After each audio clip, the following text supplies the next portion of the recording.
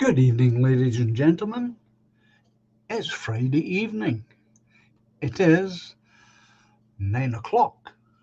Time to gather in the music room and live stream. But first, as always, a little music. Enjoy.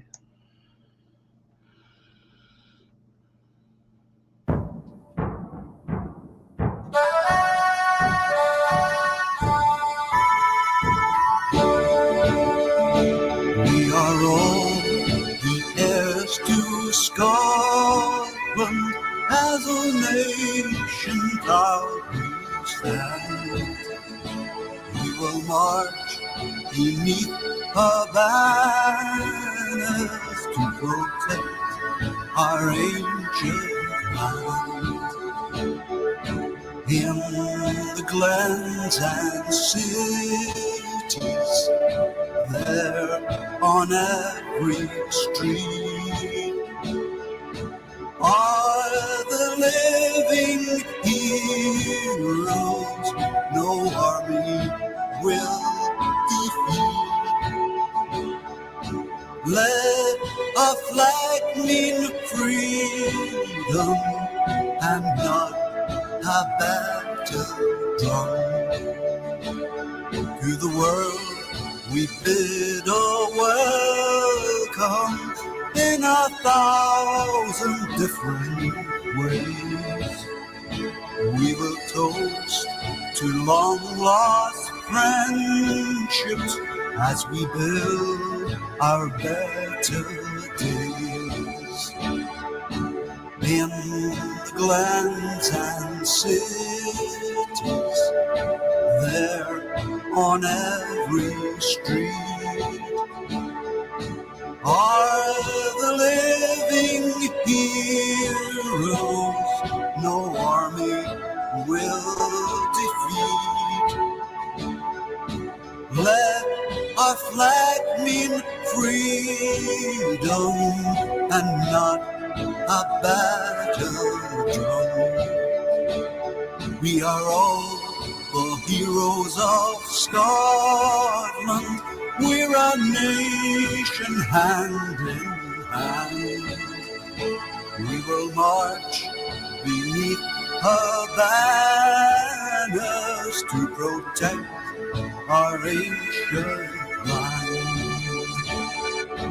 In the glens and cities, there on every street are the living heroes no army will defeat.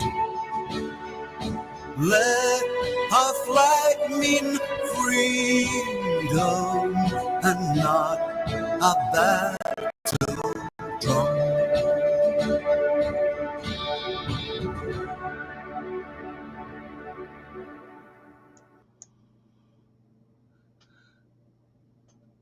Hi, folks. I hope you're all cozy and comfy. Yeah, a bit Baltic, exactly.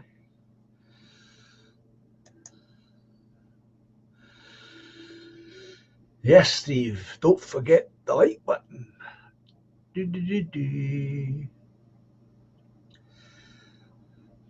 Yeah, it's the same here. Cold, very cold. And we did have a touch of the snowy sleet the other day.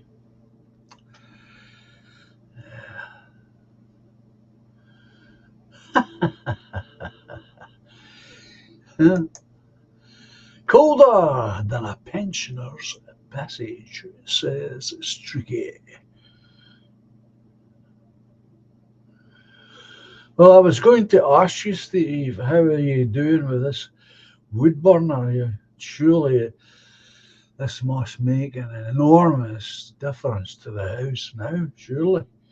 Yeah? No more chittering. And the wee fella, he'll enjoy that.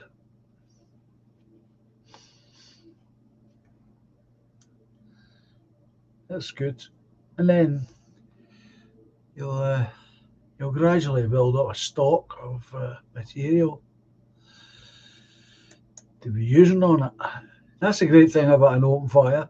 You can burn all sorts of rubbish on it. Good evening, Treble M.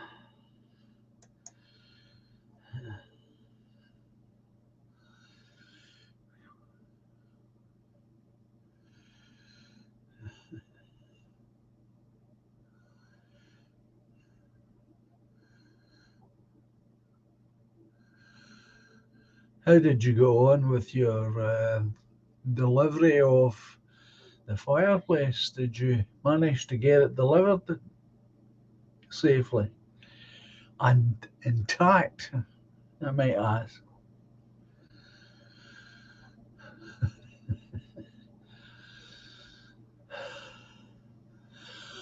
Oh, I'd very much like an open fire in the house, to be honest.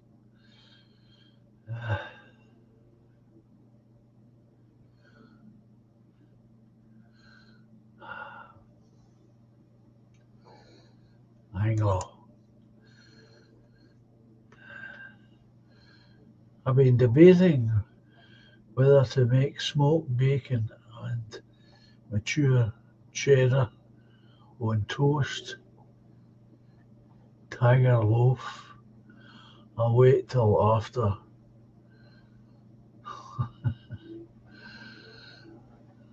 Wait till after the stream, eh?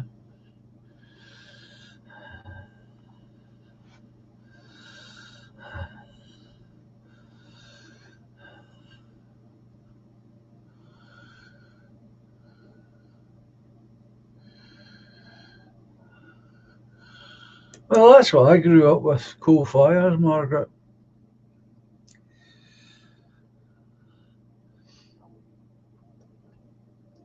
And they encourage people to be together, of course. And they have a way of creating their own atmosphere, cosy. And I have had experience, limited, of course, of the wood burners. They're even more incredible.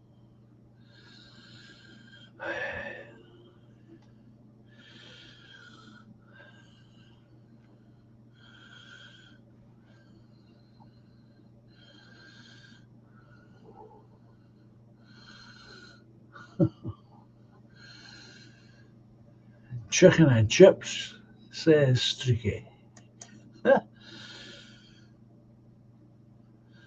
I think my generation, certainly, and obviously some of your generation, have all grown up on open fires.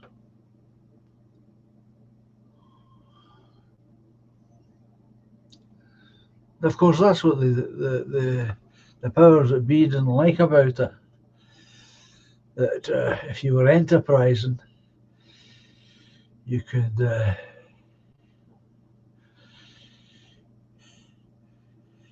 gather your own burning materials. I didn't like that at all.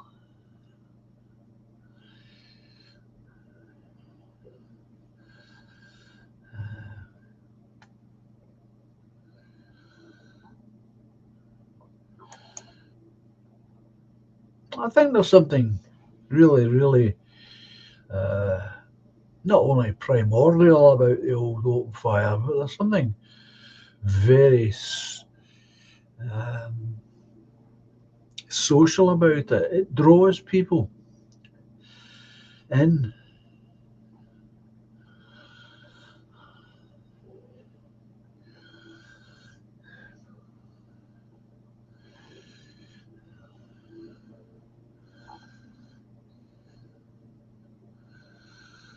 So,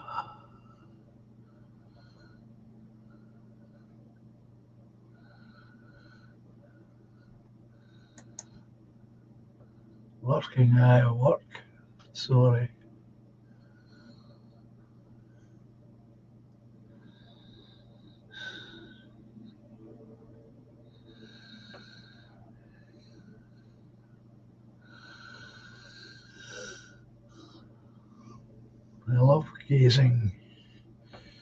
I love gazing at the flames, says Steve, Your Honour.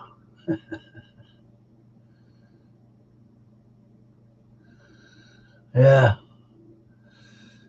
And then you get this crap. Oh,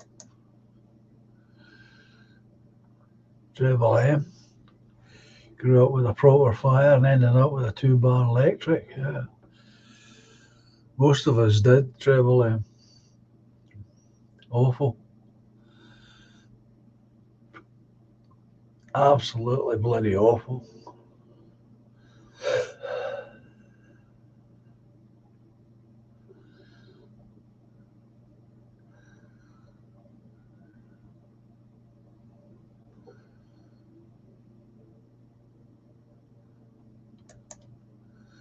Anglo. I used to liberate coal, from a local open pit mine in Stoke. Made a small fortune. Good for you. Good for you. You're probably using stuff that was just going to waste. Good evening, Rill. Hope you're doing okay, my friend.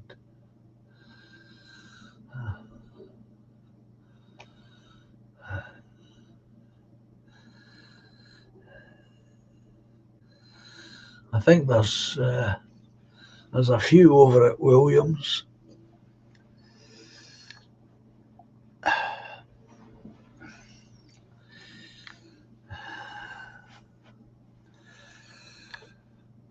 It's Friday night, of course, and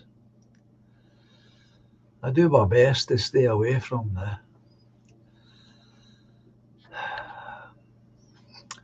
the politics.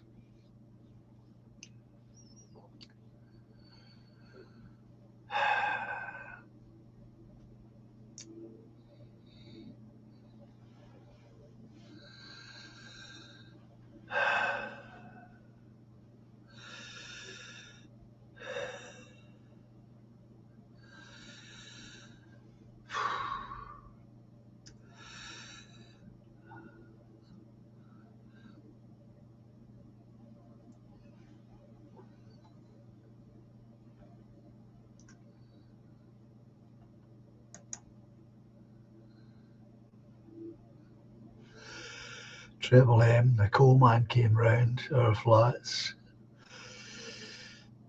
Horse and car. Yeah. Same here, Triple M.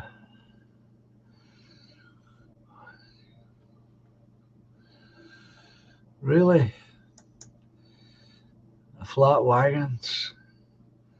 I used to work with the cooperative coal trucks when I was a lad, says Rill, with his horse and cart.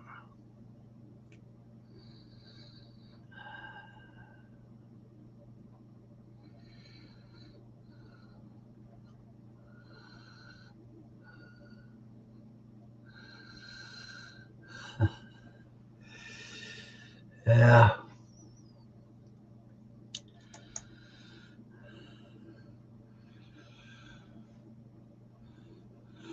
I used to feel quite sorry for the coalmen and the horses. You know, this town of Greenock, it's hills everywhere. And to watch those poor old... Oh, there's Exile Viking.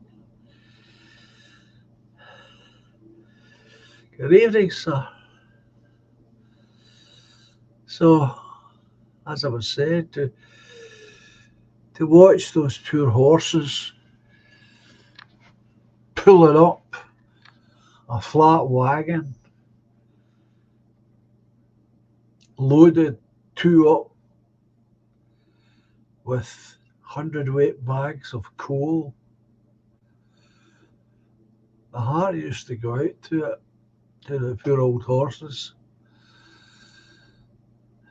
And then the men carried it up 3 flights to where we lived.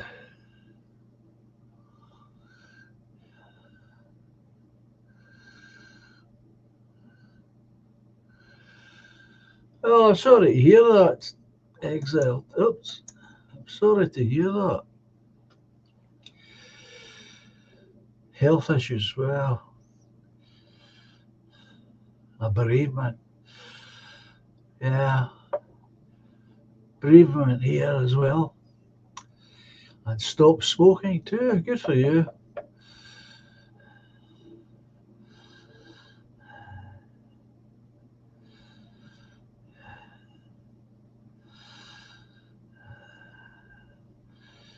And how's your good lady?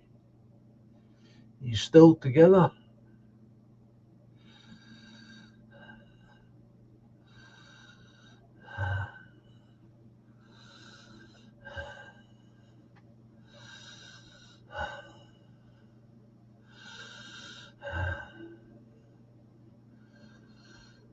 Good evening, Sarah. Long time no see.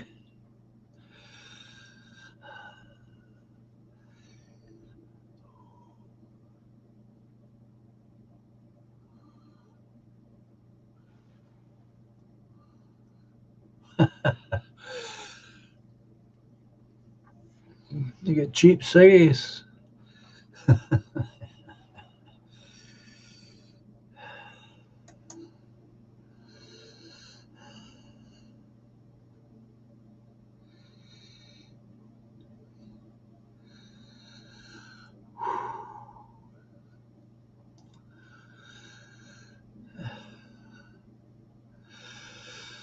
I hope you're okay, Sarah.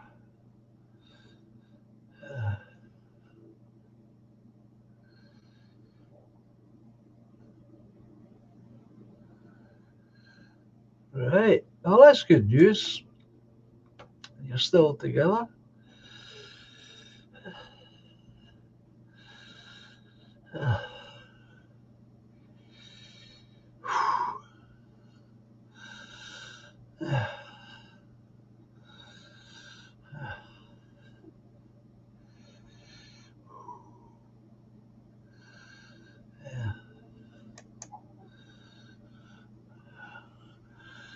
I take it you've heard of my health problems.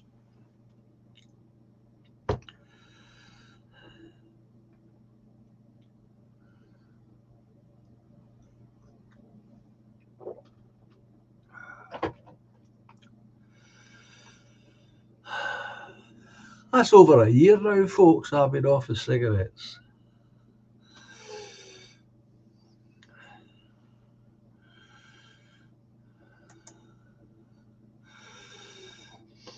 Streaky. I buy them off Afghan shop owners. I know there is a great black market which gives me hope against digital currency. I'm just doing my bit as a rebel.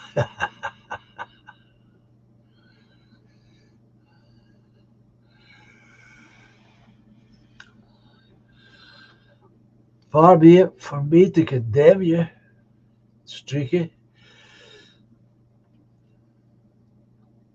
As long as you're making a bit of money on it. Yeah, it does really fly, doesn't it?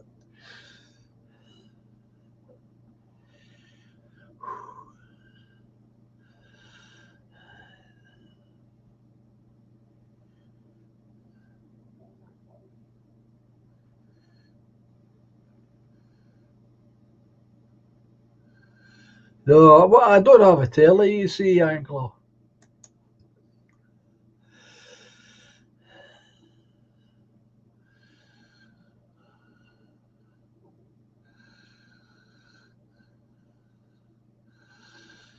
You are indeed, Sarah.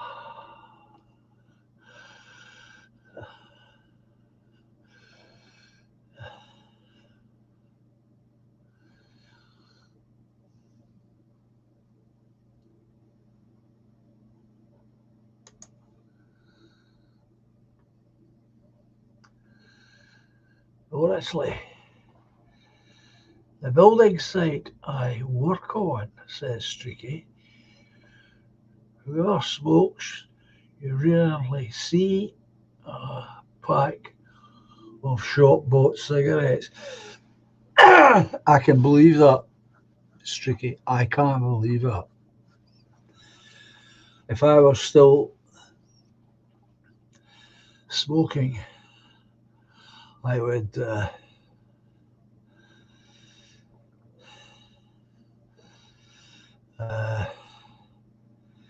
I'd be looking for somebody in the town to buy them from. If I were still on the cigarettes,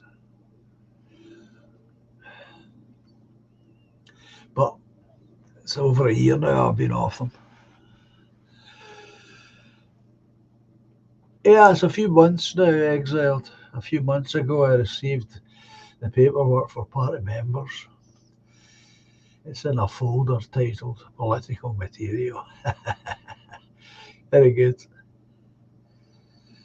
Very good.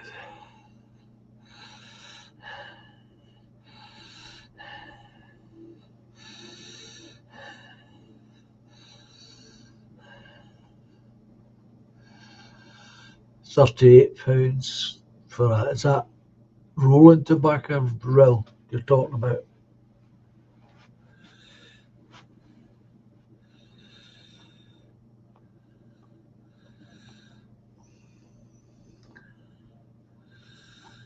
Determined to crush work class people, aren't they? Absolutely outrageous. As I say, Putin was giving a big speech yesterday, addressing the Russian people and the enemy of Russia, Golden Virginia. Yeah. Oh, there's Edmund. Good evening, Edmund.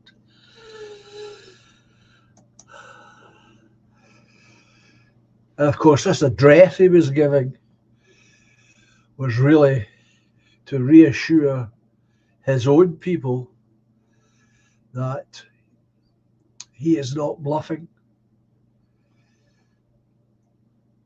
that he will use the weapons needed. And he was drawing attention to the fact that they were using a new weapon that the West has never seen before.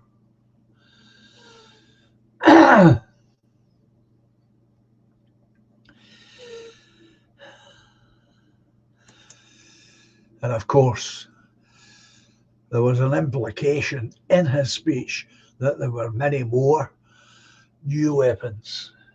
Streaky's saying Putin gave a sweet warning, he did indeed, to the West with his experimental missile on Ukraine. What a class act he is. I respect him so much, says Streaky.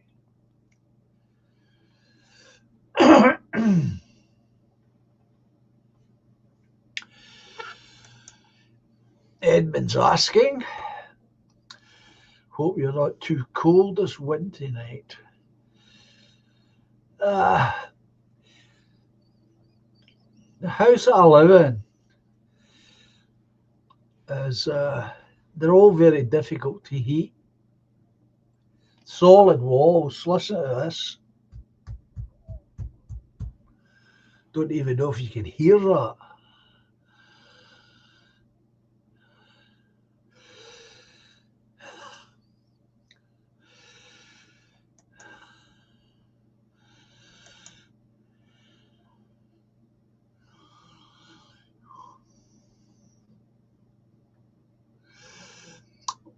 Now, it's odd that you say that, Sarah. I thought floated past my mind.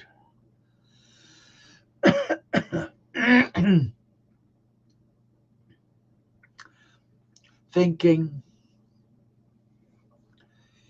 is it possible? No, it's possible, but I wonder what the chances are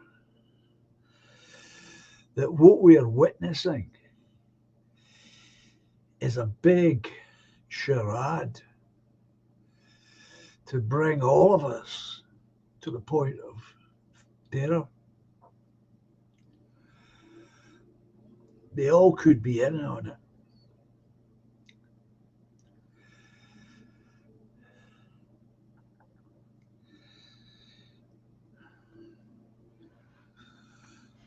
So it's interesting, Sarah, that you have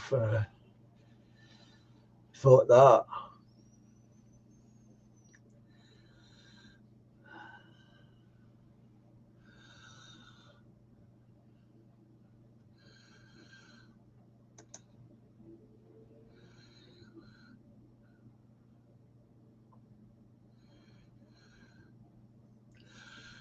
Well, that's right, Streaky. And effing Britain giving Storm Shadow missiles to Ukraine and becoming a bloody target of Russia, exactly. And all the stupid MPs clapping away like seals.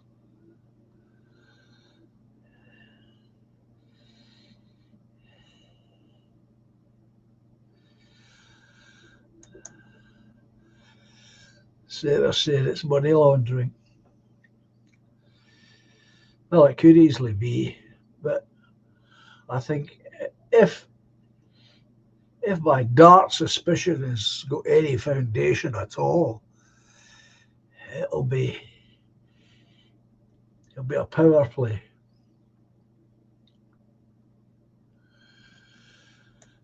Viking is saying World War III is no longer a hypothetical concept. It's very much a possibility. In fact, I think it's started in 2022 with the Ukrainian conflict. Well, you're not alone in that, that's for sure.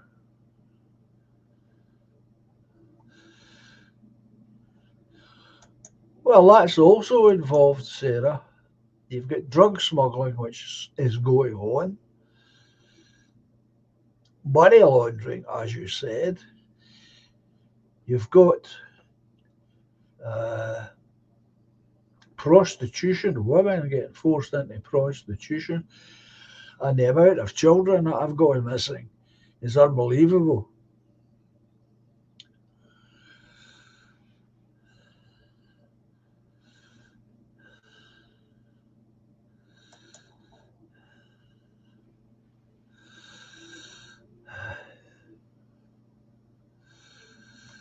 That's what I was basing it on, Streaky. Putin did go to a young leaders conference. If you were a young leader trying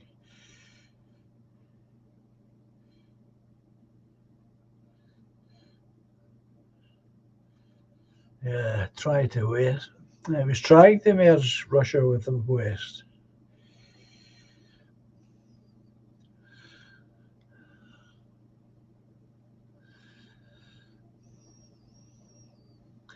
I can look at that two ways, Streaky. You can look at it and say, well, he didn't get back because he was horrified and didn't agree with the agenda of the one world government. You could say that. Or you could say that he went and they come up with this plan that he would be the outsider to the rest of the world, but secretly be on the inside.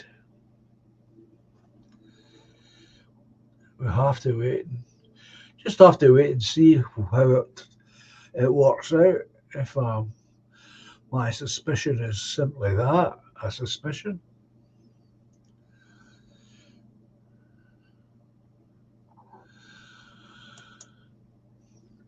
Well, that's exactly what it's intended as. Viking. Provocative move. They've been trying to push him, Putin that is, trying to push Putin into doing something rash. But he's not that kind of man. He's not that kind of leader.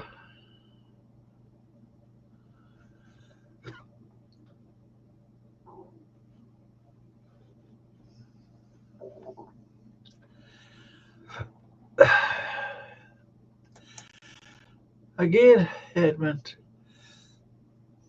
you're not the only one that's asked this. Edmund is raising the question. I do not understand where the anti-war movement is. Yeah, well, they aren't anywhere. The lefties who hated the Gulf War are applauding Zelensky. Correct. So where are all these anti-war folk? Well, they're simply pawns. And the powers that be don't want an anti-war movement.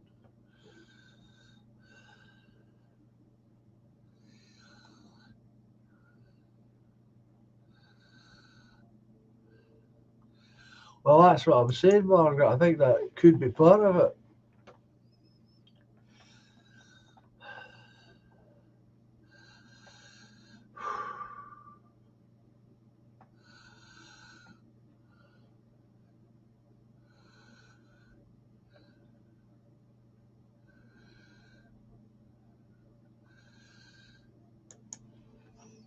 That's also true, Streaky.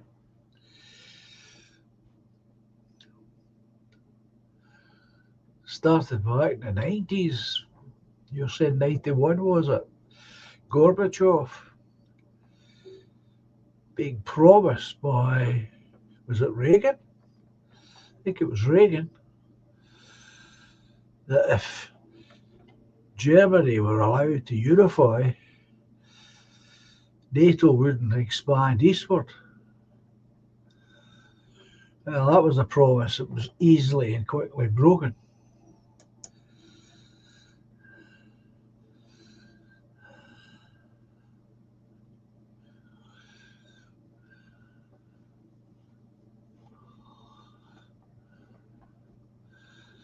That's correct.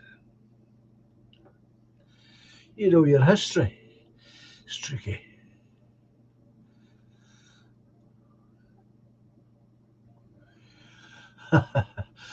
There's always money, Margaret, for war. Always.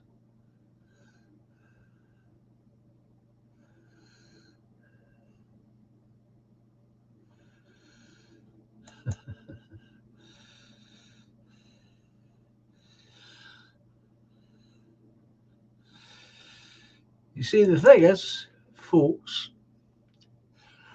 I think that the part of the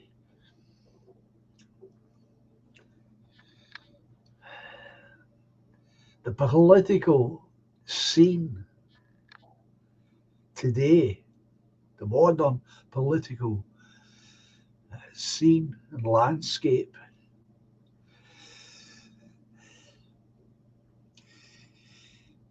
is that these political figures forget that we, the ordinary people, with a half-decent telephone and not much else, could find out and see what's going on all over the place.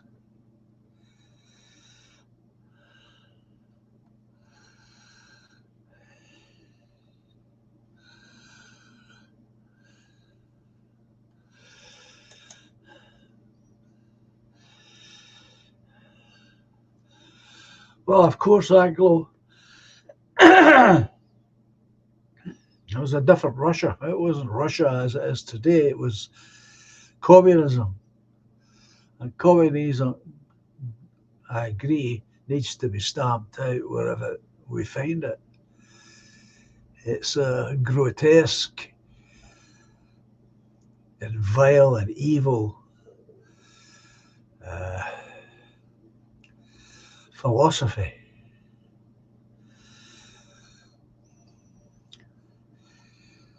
But you see,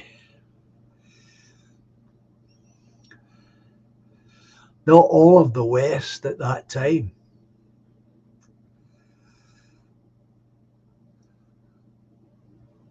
wanted communism defeated. They wanted National Socialism defeated, but not communism. And so it never happened. But if you and I step back and look at it from a more elevated position,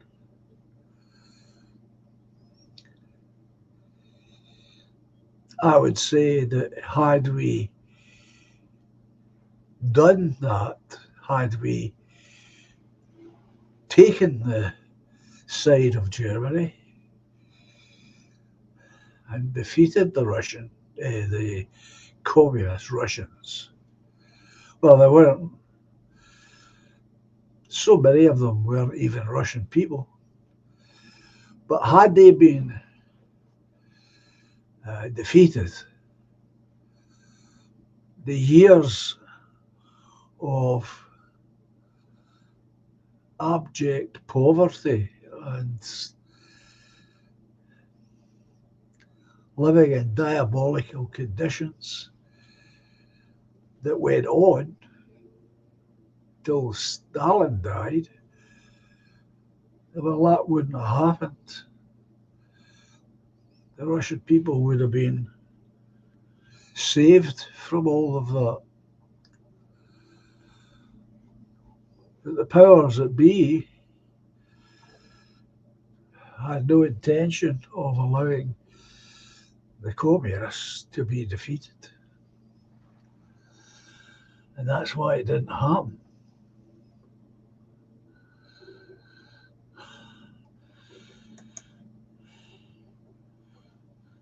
Good evening, Ether Elephant. Hello, John. How are you, darling?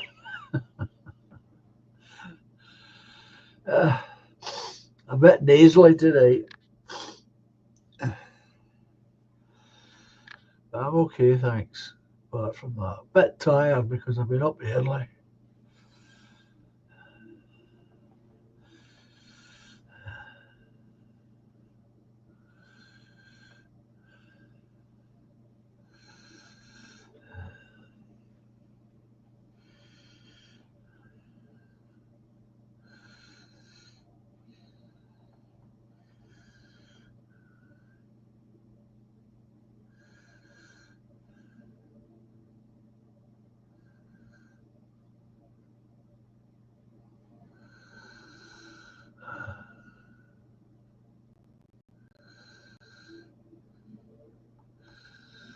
Treble M is saying,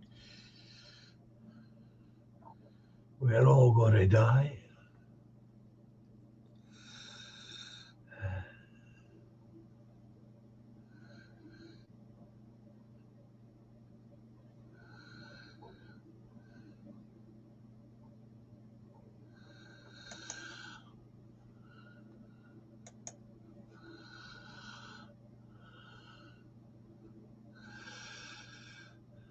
It doesn't sound like it, Streaky. I was just explaining the thoughts that went through my head, because I suppose because we've never been this close to a world disaster before. But listening to his speech, he isn't playing any games, that's for sure.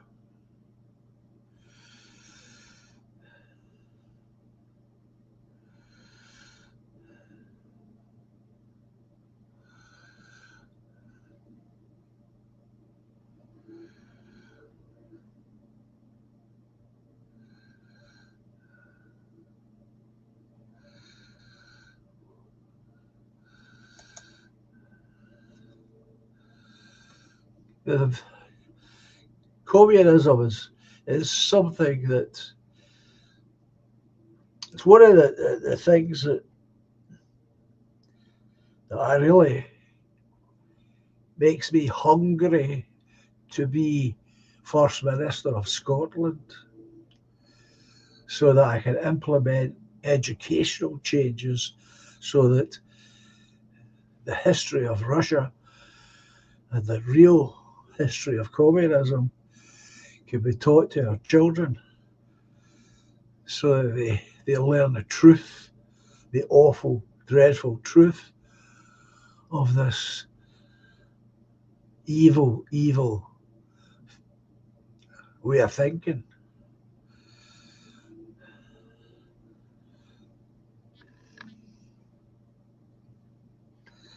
For 30 odd years now, I've asked my friend, who I've told you many times is very high up in education,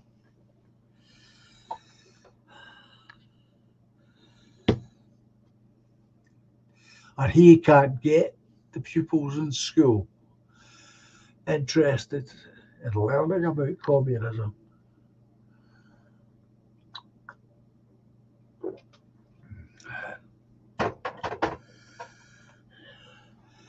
And that's part of the problem. The part of the problem is the way things are just now.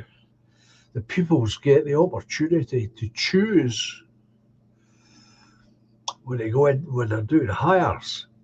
They get the opportunity to choose between studying National Socialism or studying communism, and they always choose National Socialism. And we've talked this out for years. And he has convinced me that the only way to change this is to legislate the change and take away the pupils' choice. Otherwise, they will go on wanting to know about National Socialism. It's because it appears more glamorous.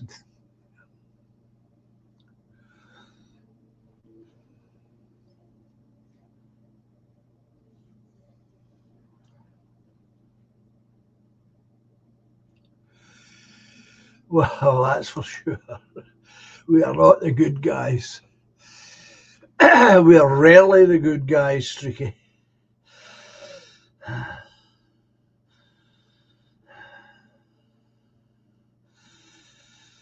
Rarely the good guys.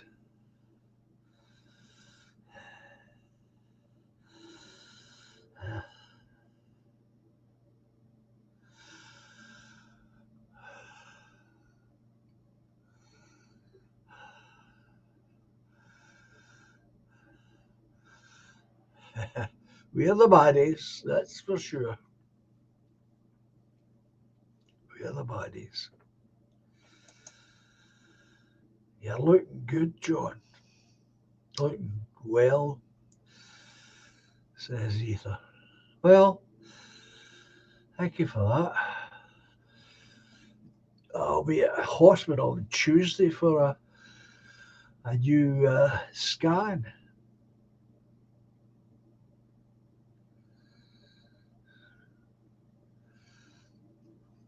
Well, that's another thing, of course. I've lived through that. And we did. We genuinely believed we were on the edge of nuclear destruction. And there was many a song blasted that out.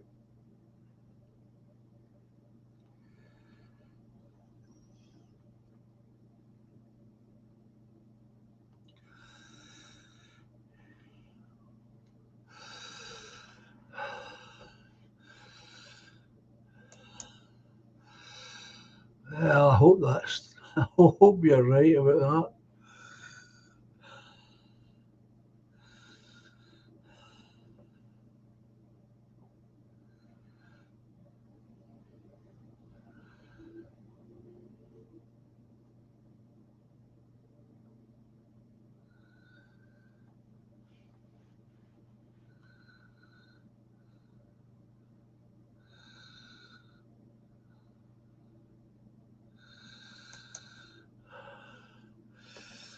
Those tricky, I haven't seen anything. Have you seen at this time the Russian poisoning cases are going through the country now?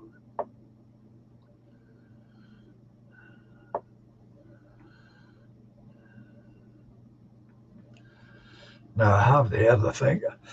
Remember, folks, I don't buy newspapers at all, and I don't have television.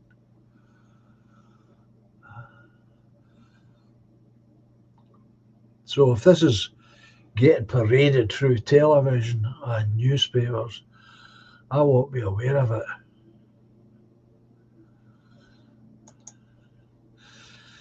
It was Edmund. It felt close.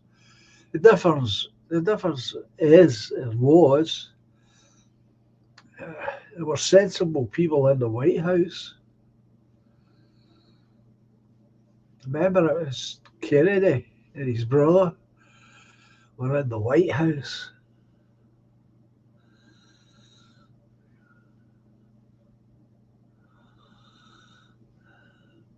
So they worked very hard to find a compromise, to find a way out of the problem where everyone could not lose face. Everyone got to save face. A disaster was avoided. But we don't have people like that in the White House now. Not today. They're all hell bent on war.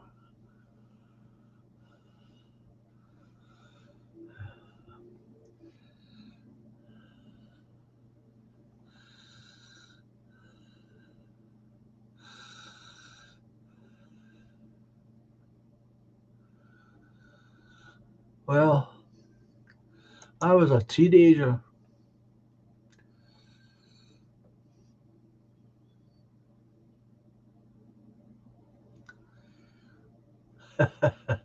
Yeah, I'll put in a I'll put in a party request for asylum for party members.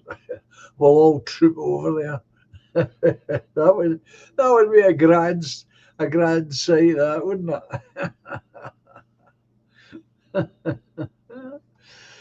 Yeah, that would be a grand sight.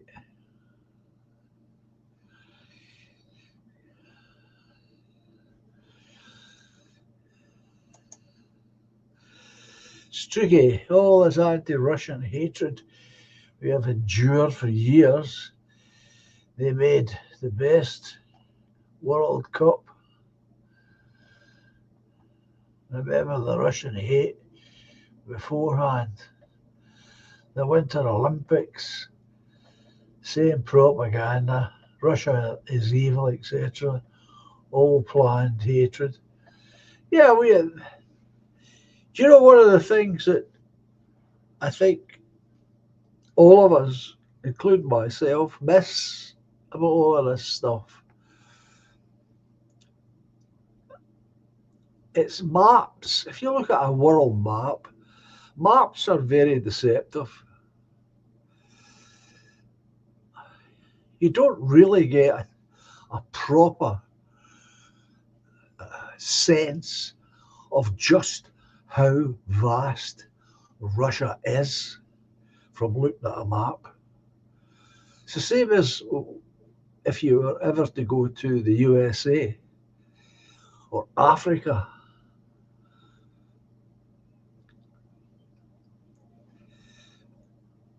And all maps are like that. They're not deliberately distorting anything. It's just the way they have traditionally been drawn. But I think one of the keys to all of this hatred of Russia is because it is so absolutely wealthy when it comes to natural resources. I think that's what it is. In part, but only in part. It's completely self-contained. Doesn't need to buy in from anyone.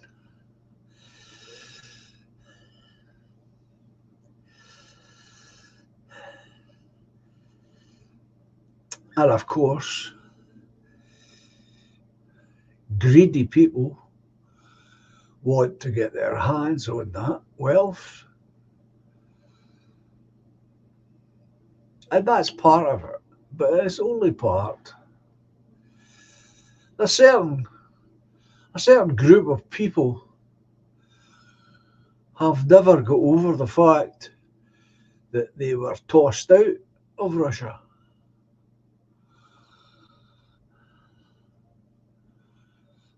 And this group of people had finally, after almost 2,000 years, taken charge of a country. And the minute they got in, the blood started to flow.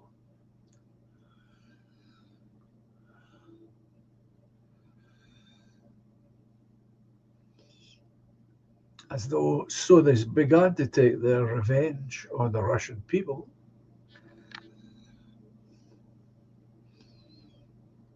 But they have never forgiven the Russian folk for getting rid of them.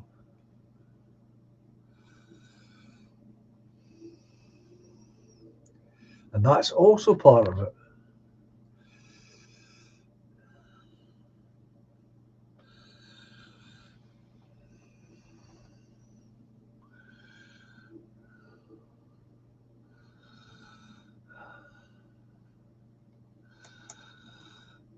Anglo is saying, I think Trump is bottling it like Chamberlain, piece of our time. I know what you're saying, Anglo. I can see why you say that, but have to remember here the difference is that in Chamberlain's time, I think it was pretty obvious to the big politicians of the day that Adolf Hitler was hell bent on going to war. Whereas I'd like to think that everybody here in this channel would agree that Putin doesn't seem to be that way. He is a moderate person trying to keep his country away from war. But I do see why you see a similarity between the situations. I don't really care myself, to be honest with you. If Trump can avert this, fine by me. I'm only interested in it not happening. It's what this other crew will do while they're still in power.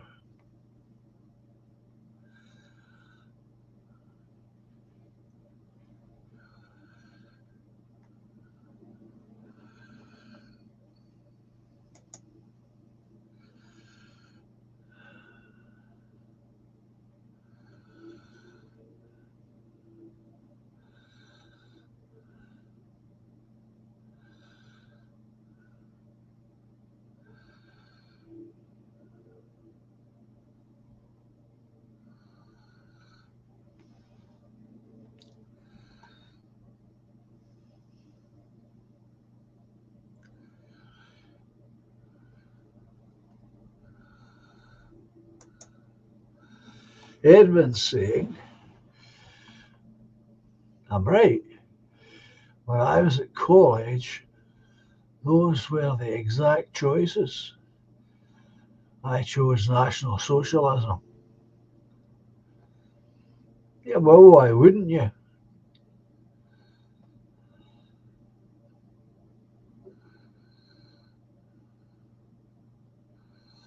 Good evening, Linda.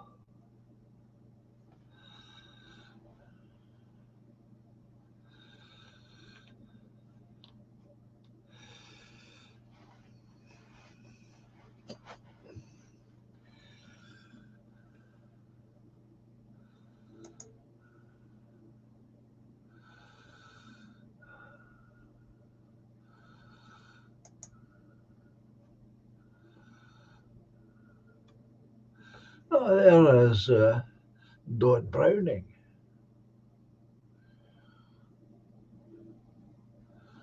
The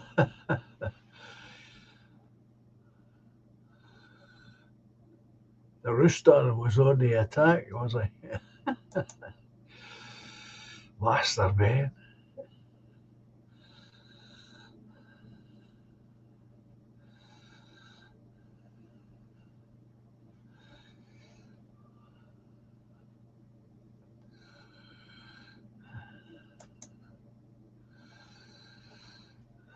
Sergei Lavrov. The Anglo-Saxon needs war.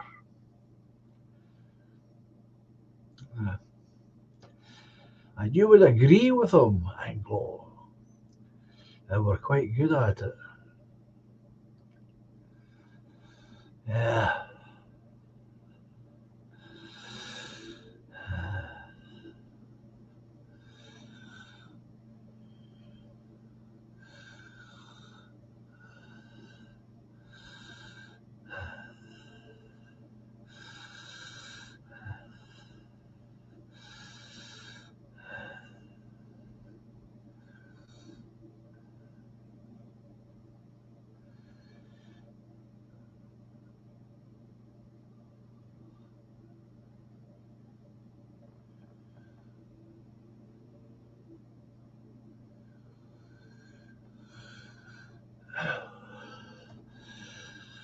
Well, I'm sure you'll get them, Toffee.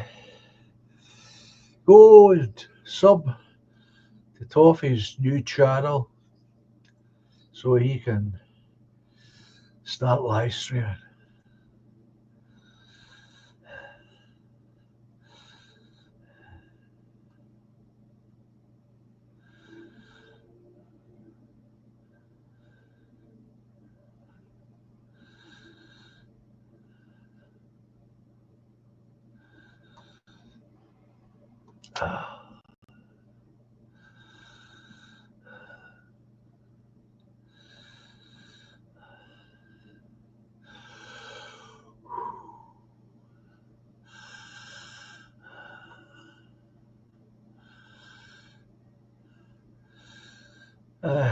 Back in the room, Steve.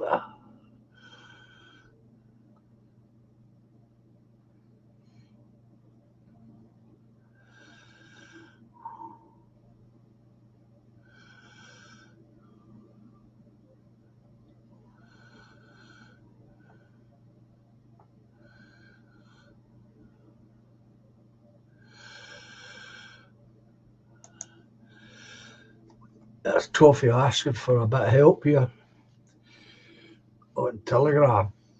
So if you use that platform, can you help him out? Let folk know that he's got his own channel.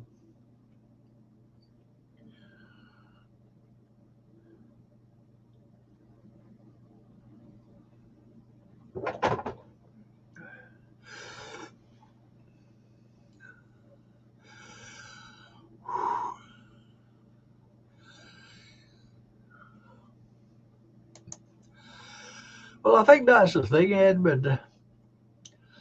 There's a podcaster I listen to, have done for years, and that's his area of expertise, Russia.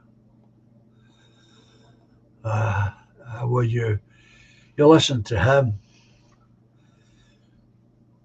it becomes very obvious very quickly that Russia is a remarkable country.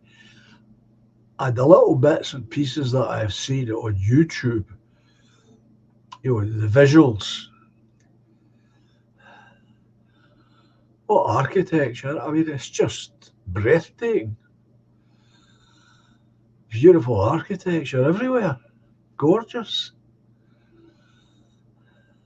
Gorgeous.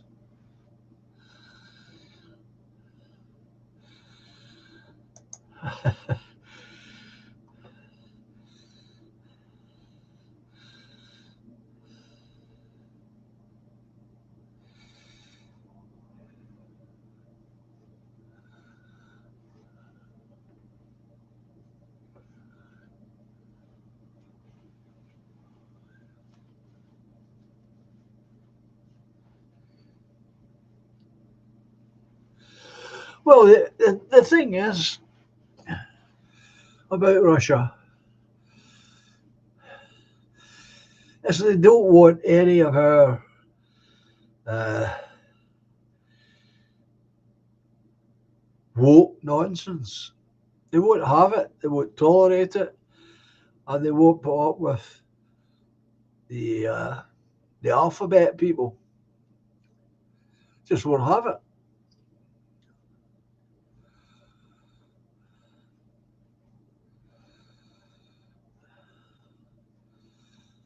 And that's the trouble. See, there used to be a time, folks, when countries, individual countries, were allowed to conduct their own affairs, make up their own rules, their own internal rules.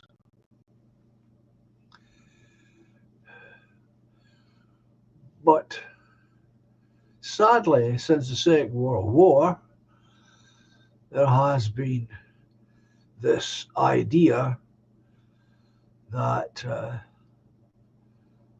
we in the West, so called, have got the right to interfere with other countries and dictate to them how they should conduct themselves internally, what they should have as laws and what they should not have as laws.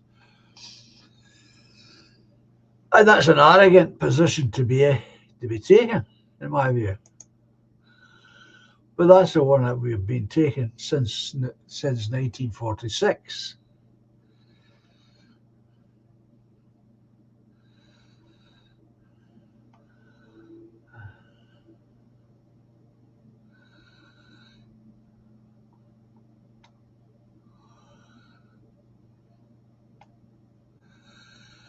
Yeah, it's just as well they don't have Alaska these days.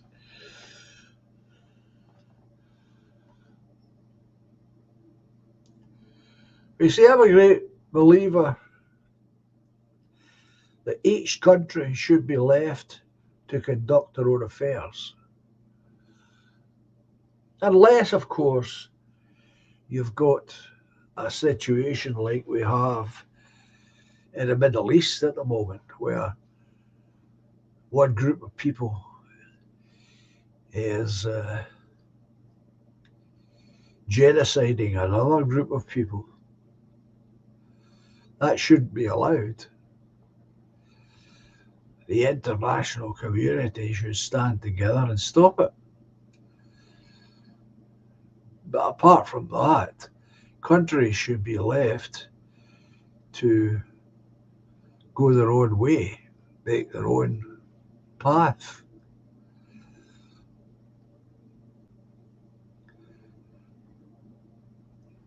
But there are too many people in Britain and America, especially Britain and America, who think they have a right to interfere in other countries.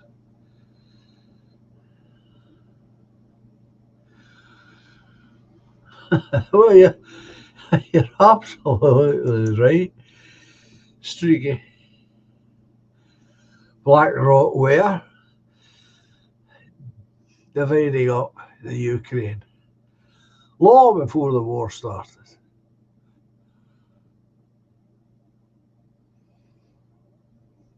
Tony Blair's a great believer in this, that we have a right to dictate to other countries how they should manage themselves.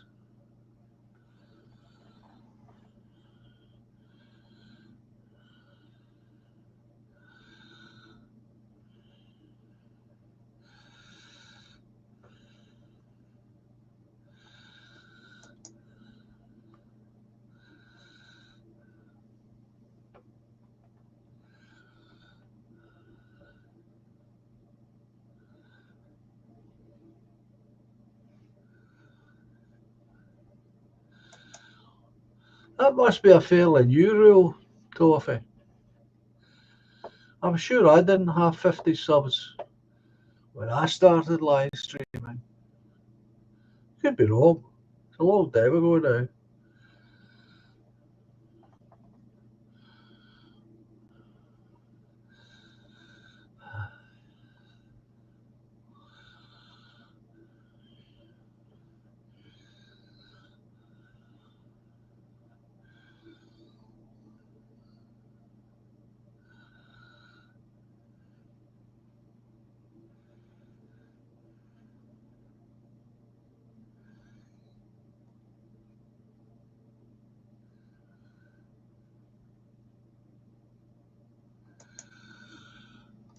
I guess Streaky is spot on.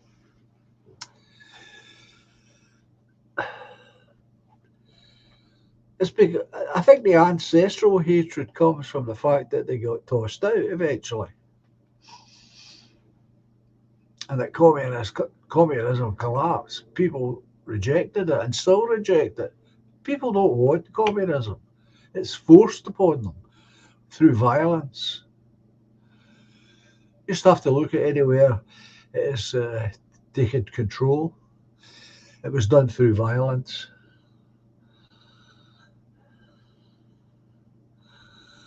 And then, as I say, ultimately, they got thrown out.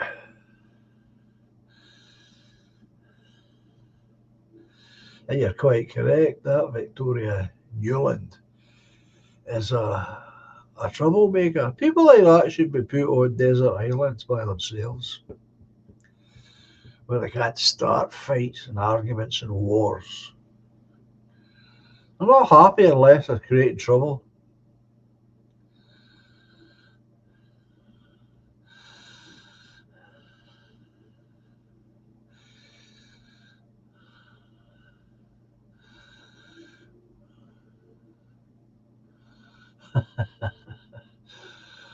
I don't think there's any doubt about that, Edmund.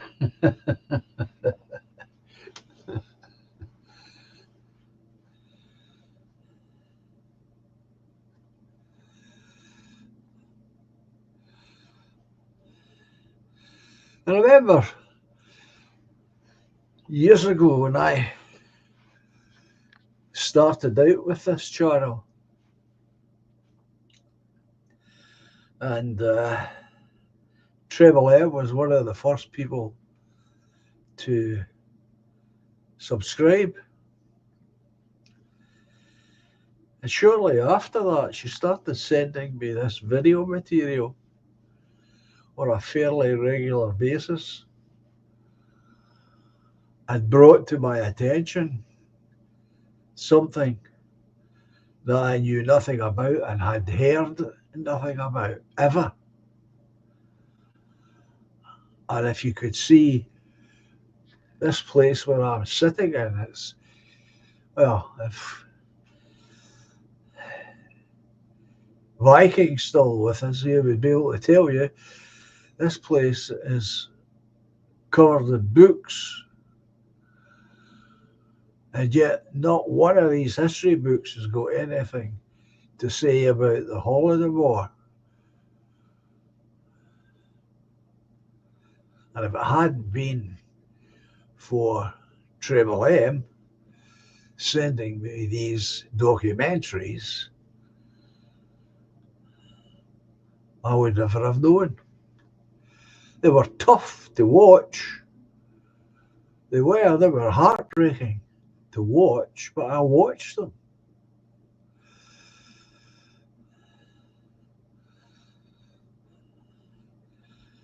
And that's people supposedly doing it to their own people, but they're not. That's the trouble. Most of the people in charge of the communist regime in Russia were imported from the USA. They were Jews. It was a Jewish revolution, not a Russian one. And what made it even more sickening was once you were working through these videos that Treble M was sending me, you come to realise very quickly that all the governments in Europe knew about it. They knew what was going on. And yet, nobody lifted a hand. Nobody did a thing to help. And as a result, millions of innocent died.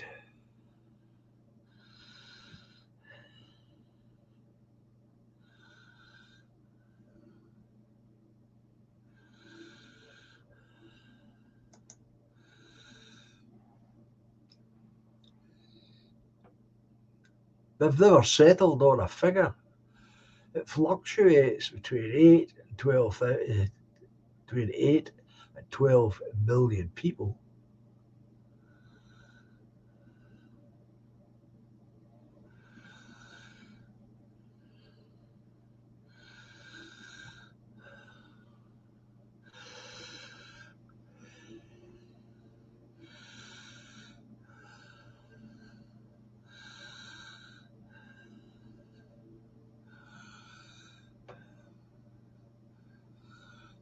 And then people ask, why did someone like Adolf Hitler rise to power? It becomes, for me, it's less mysterious when I consider that Germany, the people of Germany, saw what was happening in Russia, knew what was happening in Russia, saw the awfulness, the cruelty, the evil that was spreading across the land.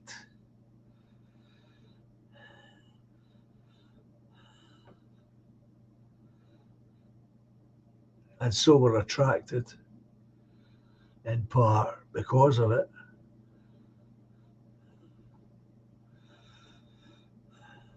into National Socialism. Is there any mystery really as to why he hated them? I don't think there is. And if you don't know just how bad the Ukrainian people had it, go and have a look. These videos that were sent to me by Trevor M are all on YouTube. They're heartbreaking. And all you see is trains filled with carts, filled with people suffering from starvation, getting moved from one part of the country to another. Just looks like any other film like that you've seen.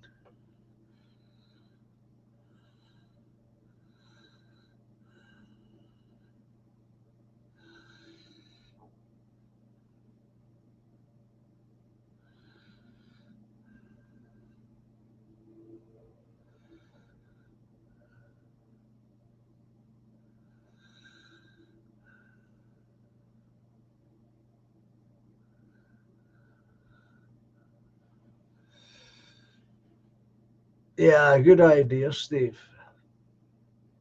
Think you should. You all know who I'm talking about. You don't need to put it into words.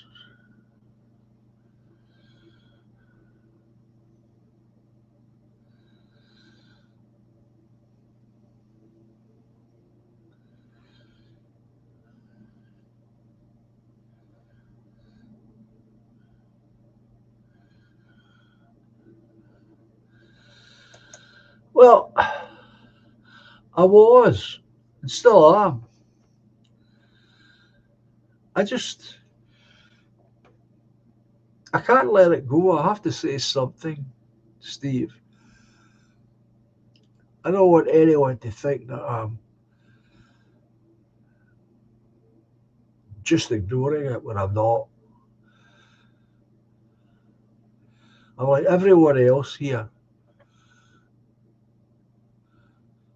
I'm concerned, I'm worried, I'm frustrated because I have no power to do anything except pray to God that it comes to nothing. And I suppose that's a good enough power to have. But I am going to play you some music. I was I was hoping to do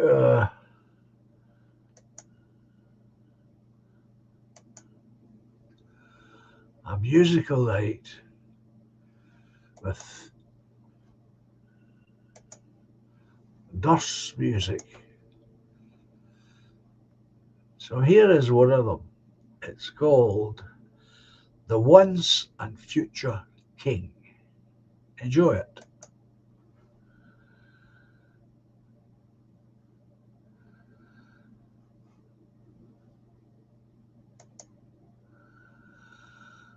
Oh, it'd be better if I started it up, wouldn't it?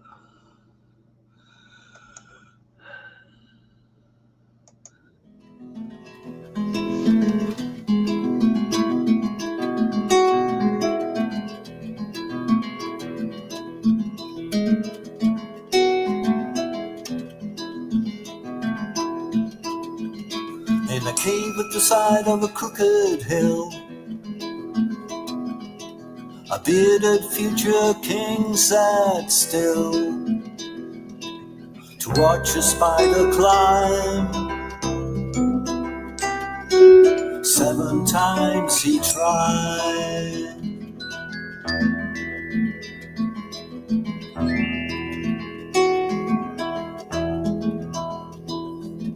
And as he watched the spider climb, only to slip down again, he felt a kindred soul and shared its lofty goal.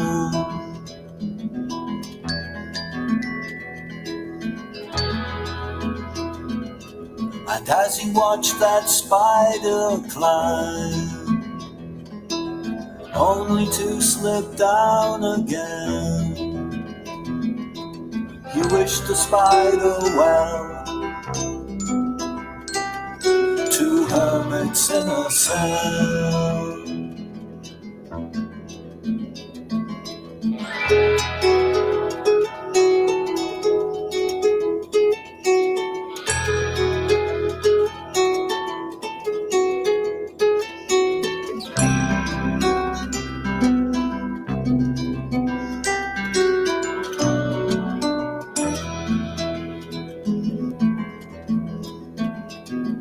Yes, actually. Then up the silken thread went he, slow and sure and carefully,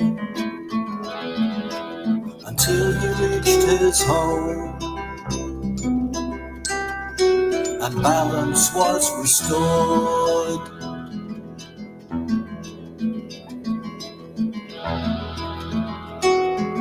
The once a future king took heed, employed the lessons he would need to win his rightful throne. When balance is restored.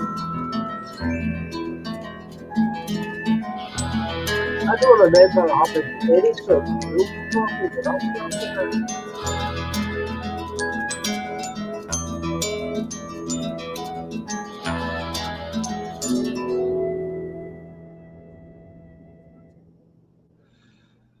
Rather good that.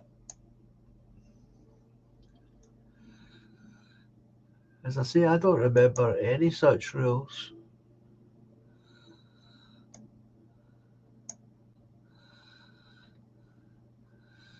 I can upload videos, but need 50 minutes to live stream. It's a long time. It's over 6 years I've been doing this. So I honestly don't remember, Toffee, but I don't think so.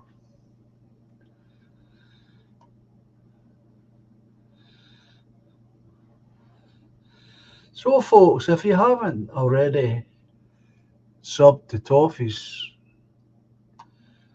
uh, channel, would you please go and do it and get him off the ground?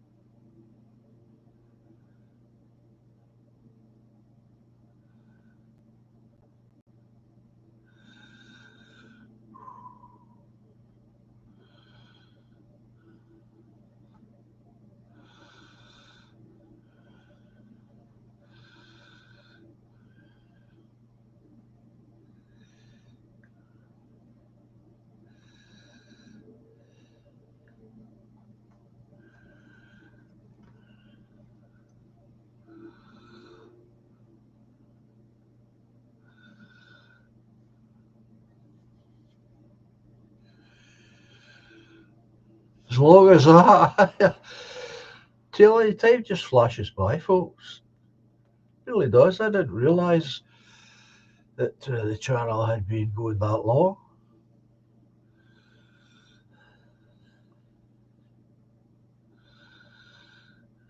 It's amazing.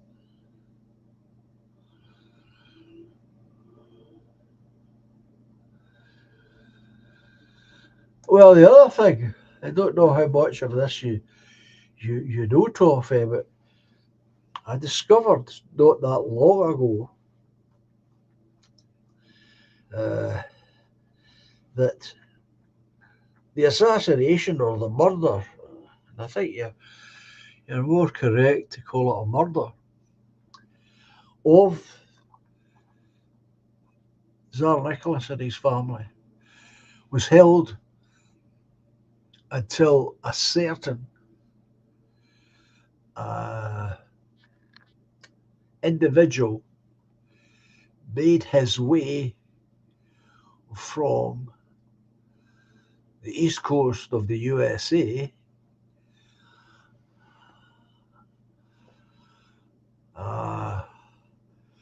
what do you call it?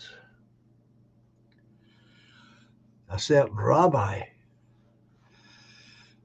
And it was only until he arrived was the murder actually done. Now, I had no idea why it was held, but there must be something ritually special about this guy, because he arrived the one day and the following day the murder was done.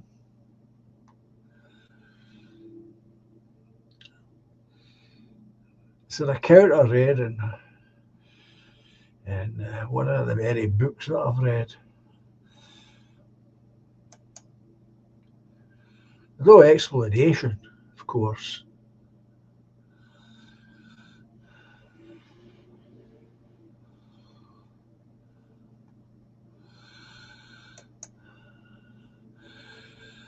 Yeah, you're correct, Anglo. The Rothschilds funded both sides of the Napoleonic War. Nice way to make a buck, eh?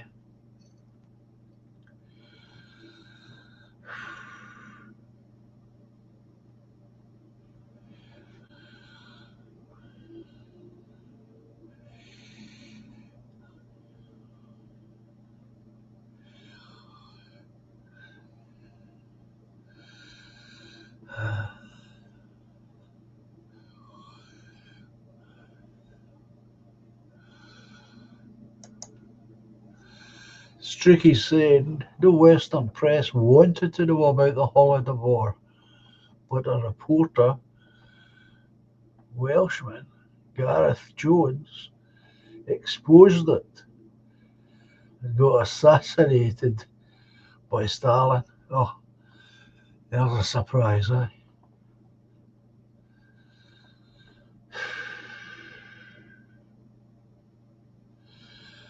There's a surprise.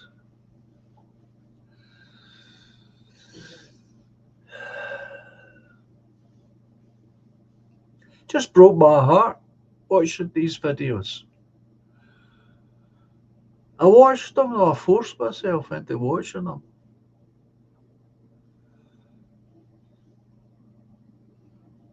Some parts of the country, the people were reduced to cannibalism. That's how bad it was. They were eating their own children. God help them. It's hard to believe man's inhumanity.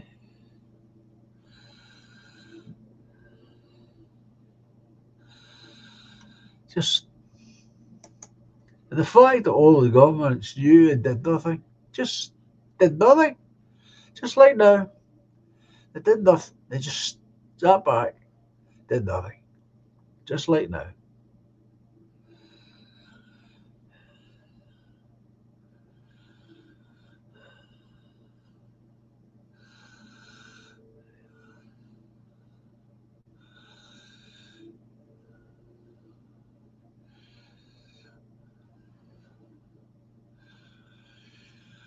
Well, again, Toffee, I don't know if you're aware of this or not. And that's one of the things that I always bring up when I'm discussing this particular topic. Um, because so few people know about it. That the whole concept of animal rights was born in Germany under the Hitler government. That's where it all comes from, all of it. The very first public anti-smoking campaign happened in Germany in the 1930s. was a campaign against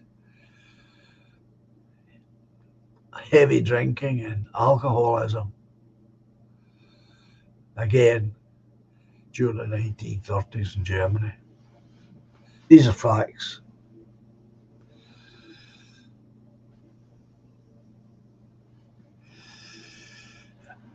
That all came about because Hitler himself was very anti-smoking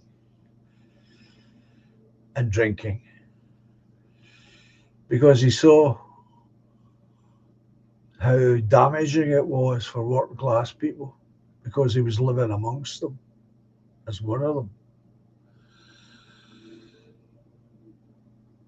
And that side of the party enshrined into law for the very first time the whole concept that an animal had had rights. I mean, I don't know if anyone else has seen this, but in some of the documentaries I've watched over my life, one of them, I never forget, it's somewhere in Berlin, some big open area where I think it's four streets, four big avenues run into one another, and there's a big roundabout, and there's this poor horse lying on its side, still attached to the flat wagon, four-wheel flat wagon behind it, and it's lying on its side, the poor beast. And this cruel bugger is beating it to death. And of course, nobody's doing a thing. It's hard to believe. Then they came to power and changed a lot of things. And that upset a lot of folk. But that's what they did. They brought in the whole concept of animal rights. Amazing.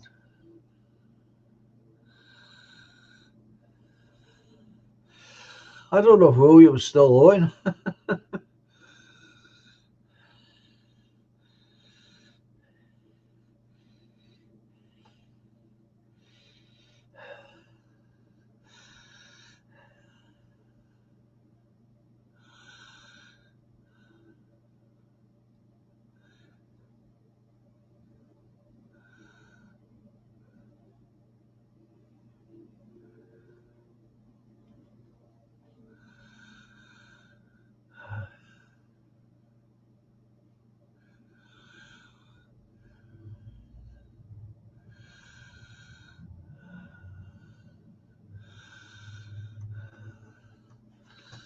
Let's see if I can get another piece of music, eh?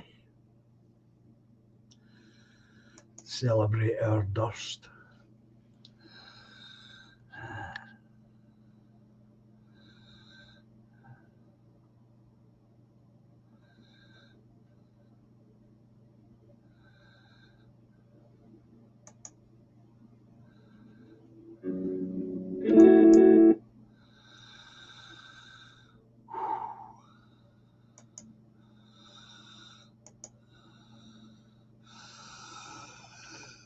Right.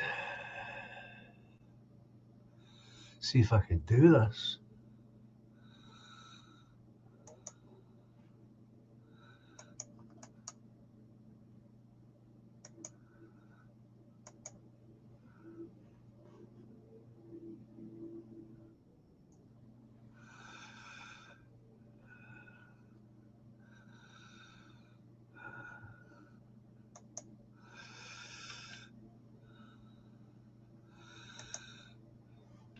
I've never done this before, so I don't know if it'll work.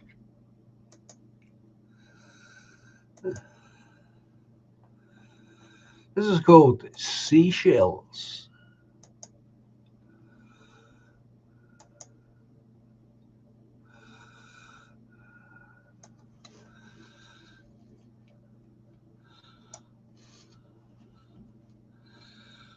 Hope you like it.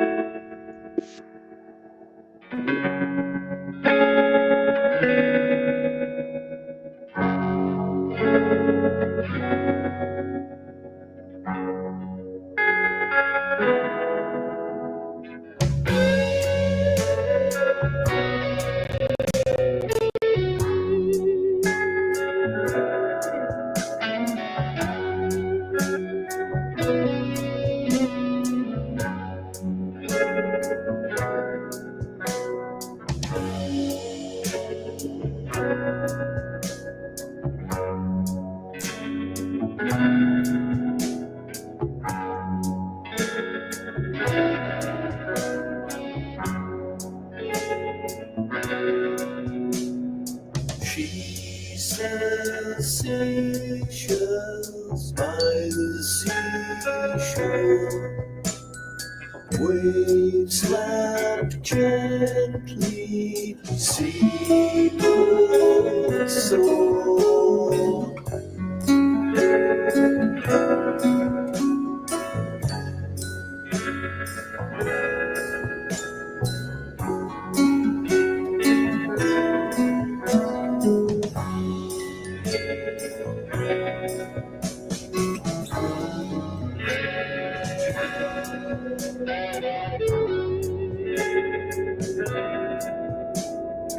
She wears seashells in her hair.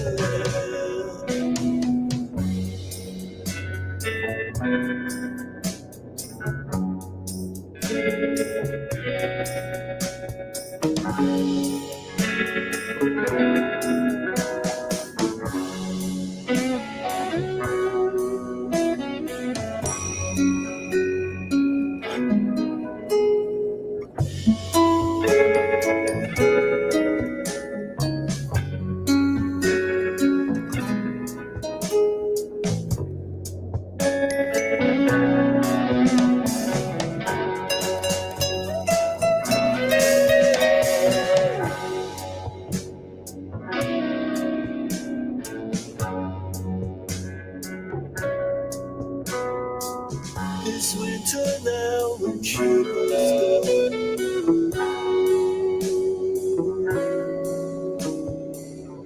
And all the people long ago.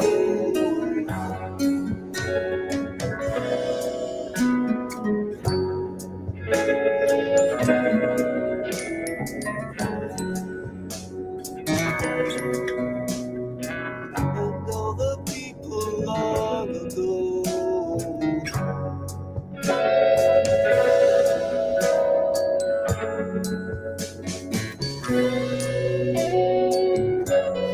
Hiya, partner.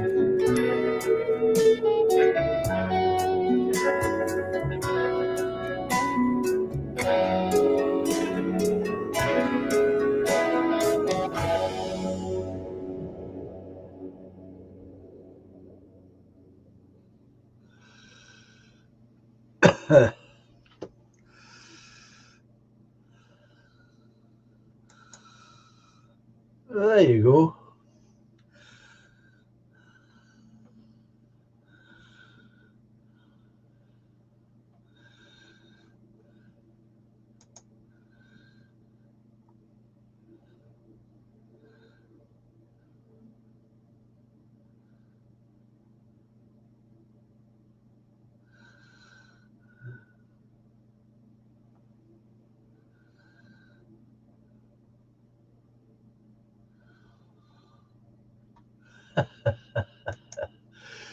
What do you do for children, Steve?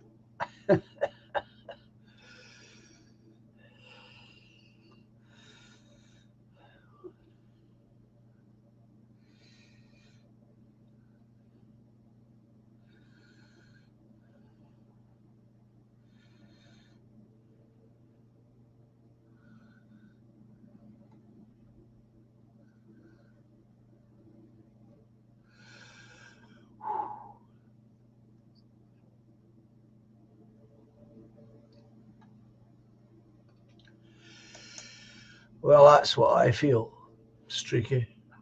It's amazing how Russia has survived as a country after all the tragedy it has endured.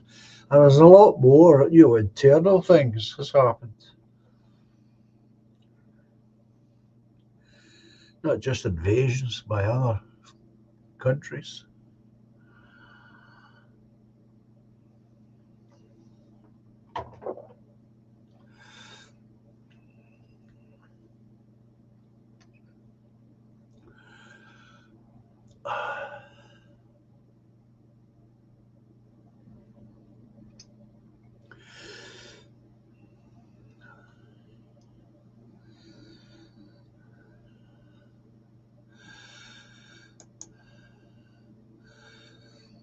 I've seen the videos.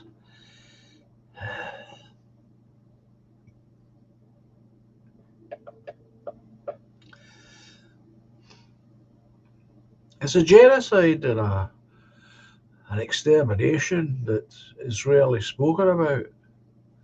As I said, if it had been for Triple M, I would not have heard about it myself.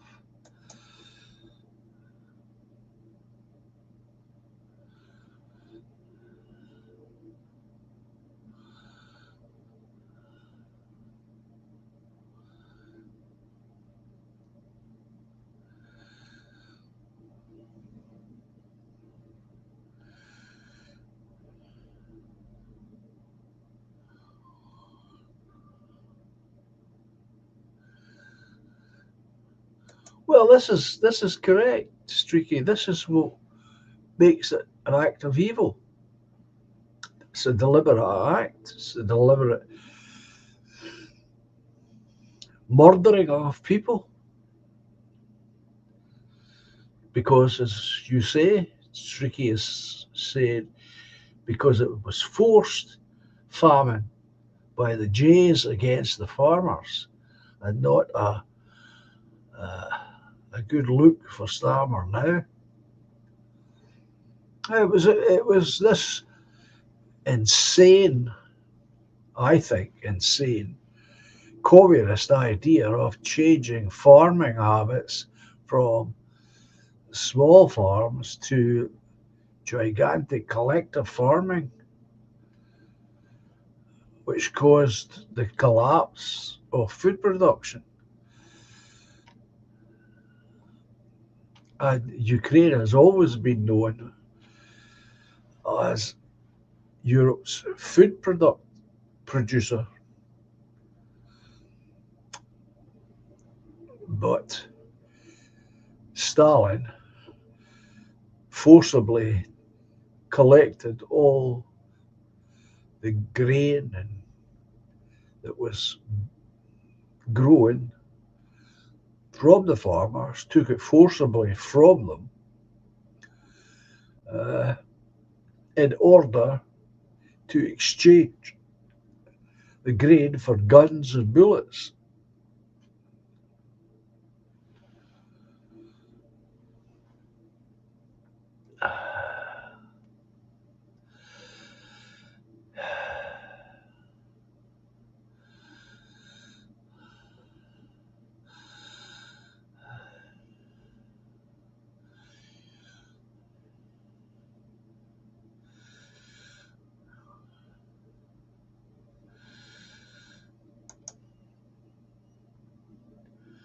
It's not something that I've spoken a lot about.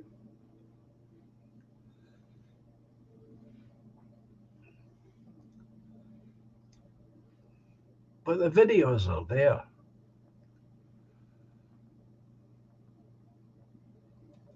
It's not even denied, or it's never, as far as I know, tried to be hidden. It's just there for anyone to discover for themselves. And that's who brought it to my attention, was Triple M.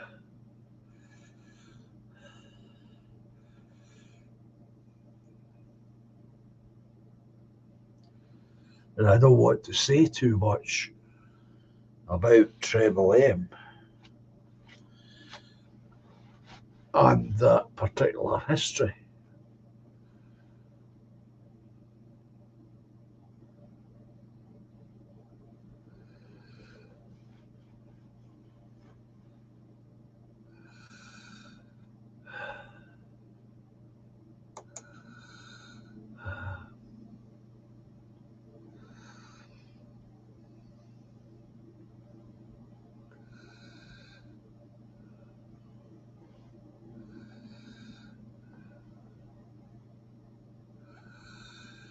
Europeans don't arrange our societies this way without outside interference. We create functional societies. Well, that's right, because Ukraine was a functioning part of Russia.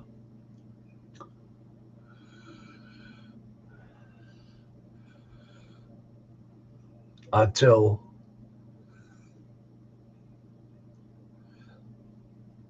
it was forcibly changed by Stalin and Lenin.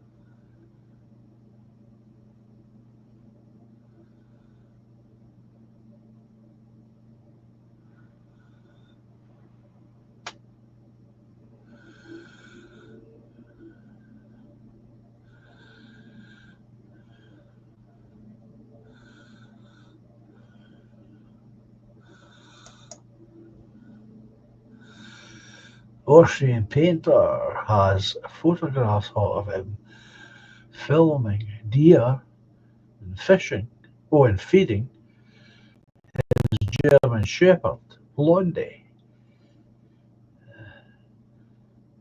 Tribe have photographs of them swimming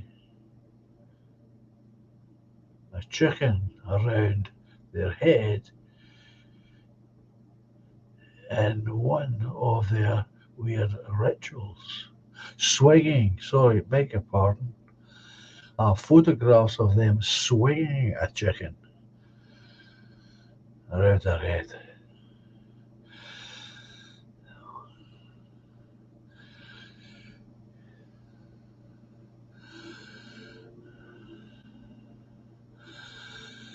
Well, I've already said it, I'll say it again. Those days are gone. The world has been exposed to who they are, and what they do. They cannot hide anymore.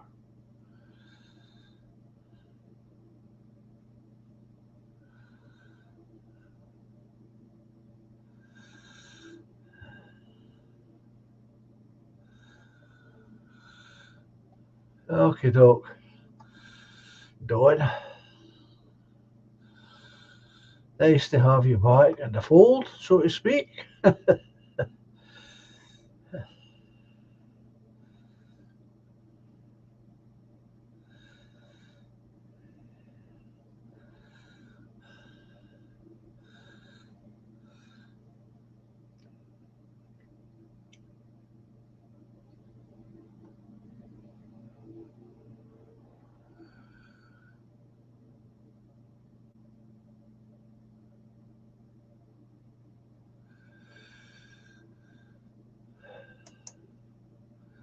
Black Beauty is a lovely book, says Linda. It's not about rights, it's about animal husbandry and best practice. You're always learning something here. At least I am. Yes, please listen to what Steve's saying. It's it helps the channel.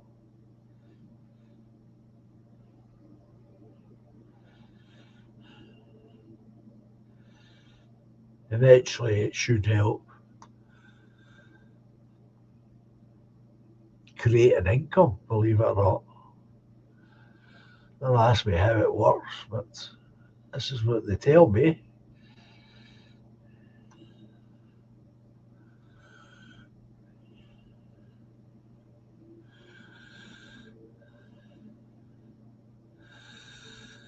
So I'm going to finish up, folks, and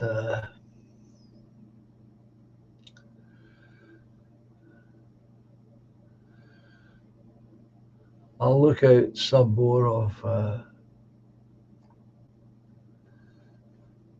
Nurse music. The object, the object disdain the Western filth globalist Half for Russia is sickening. This is great. This great empire.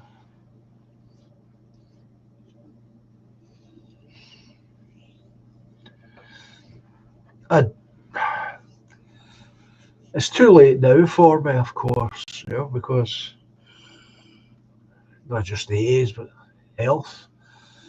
But I would have loved to have gone and visited parts of Russia. My pal, who lives in Glasgow, him and his wife had booked up a cruise, and they were going to be doing that.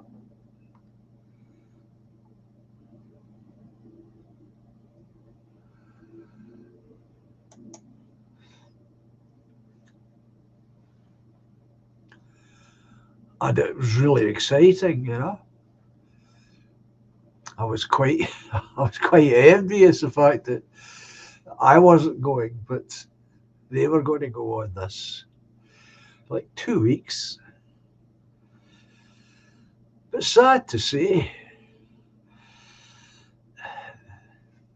the pandemic broke out and they never got on the cruise. So the opportunity came and went. We still talk about it.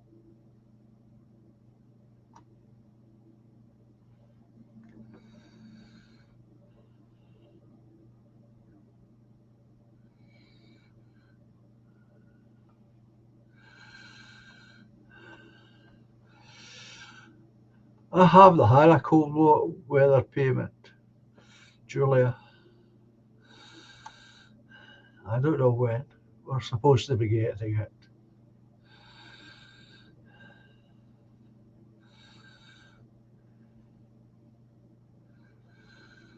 I hope everything is as well as it can be at your end, Julia.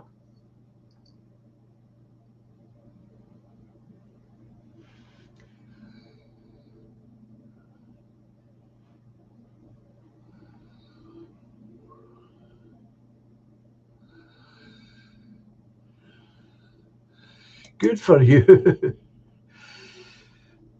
Linda said, I actually read War and Peace, learnt some more French, as I did. Good read, actually.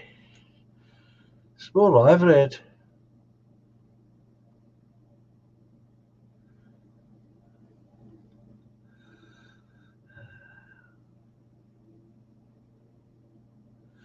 I've seen it.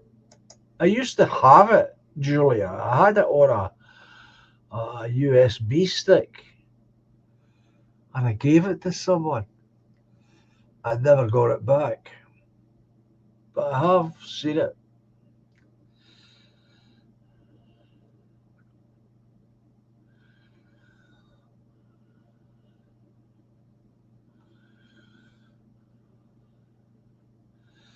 It's uh, it's quite a story.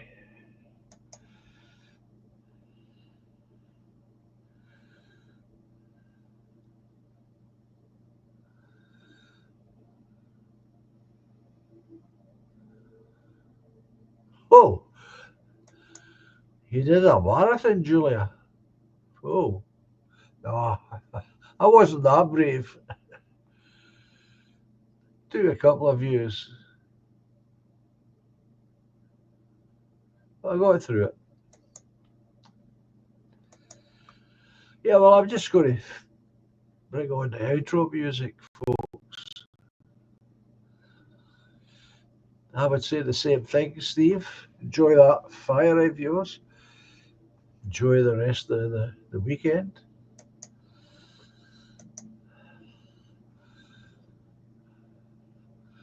That's that's the wrong music.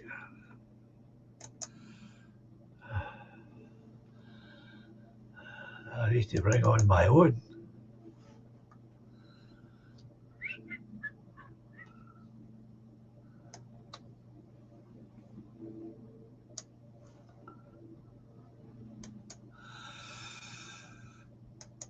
So then, folks,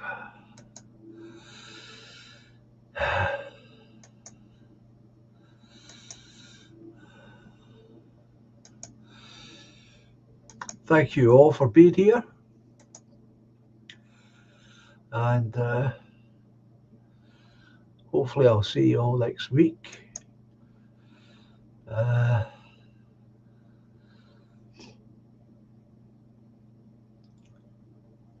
Go and help Toffee get his 50 subs so he can get on with the streaming.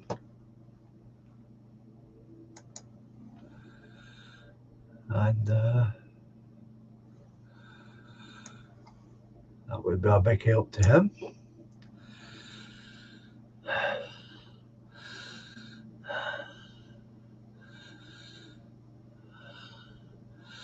I'll be off to the hospital on Tuesday for a scan.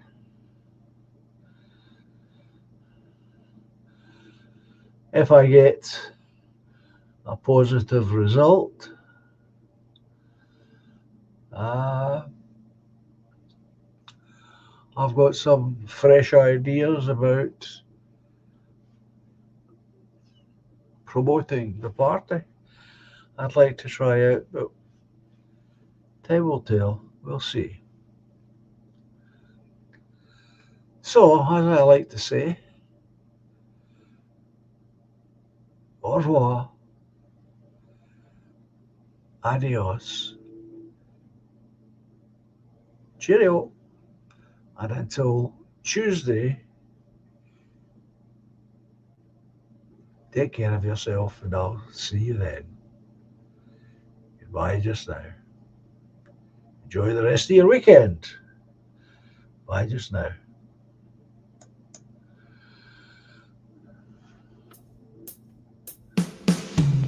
Silently the snow falls, paints a winter scene, swiftly spreads the dark rim,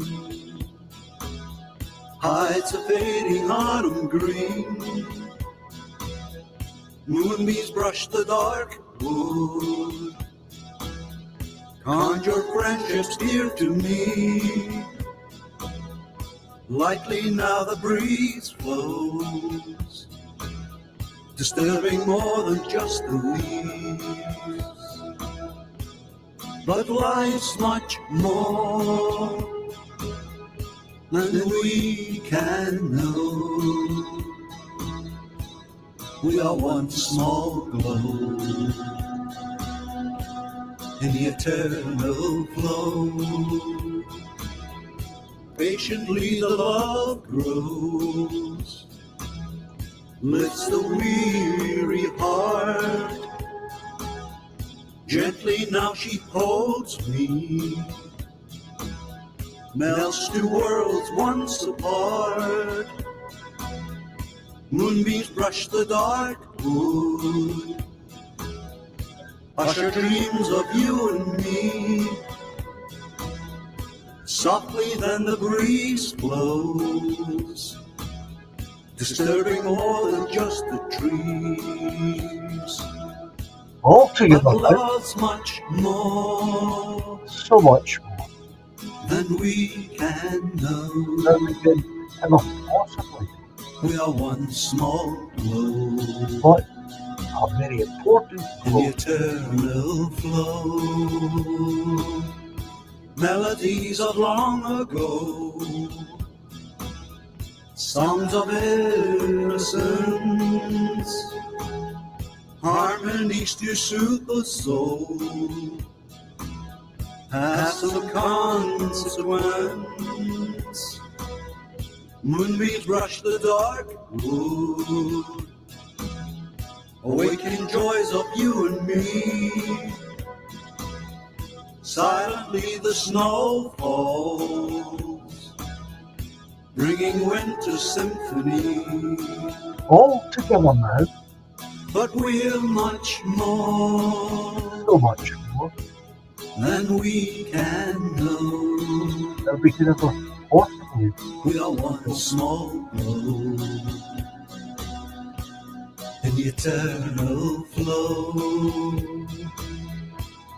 But life's much more than we can know.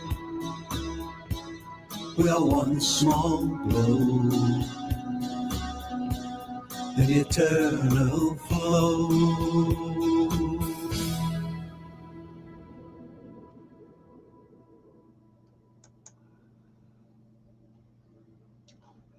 So thanks again, folks, for being here.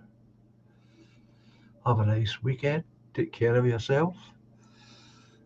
And let's hope that common sense prevails.